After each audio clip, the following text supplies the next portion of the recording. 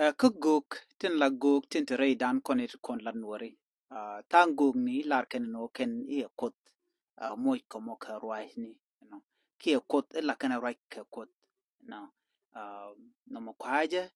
du no de jok ne na. Te le guk mi sha gore Bible ka.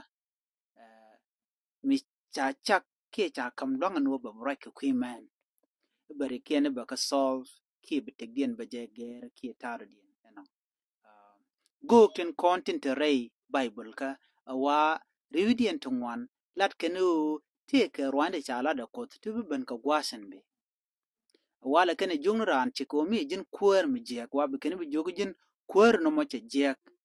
ne din kont ruaji cha wi din cha jelinga kot ka kuje mo jin ci bi tek biliu ka ku siang ma je ka dan te ke ken kon top ke ngani gok te wal gok te maka right ken lat ken ku man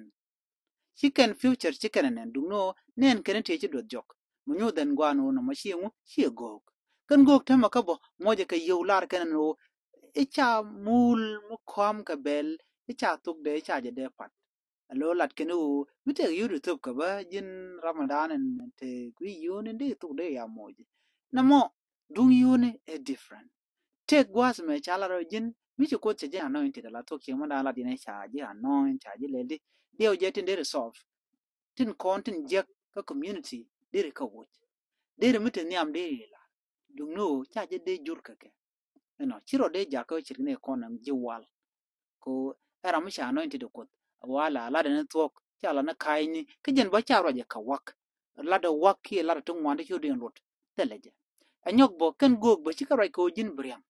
nga ko bite ka yutu ngwan nga ko bite teleje ala ken lat kenu yen riede rudun ke jek ko ji chang kwera ko tetedi tetyak jin point won mi jek me ko na bu tetedi bi ke chupi jin ko chi mi jek chi jalat chi tek chi je benen akena ko na go kale chi go ko na ti go kan yotin chi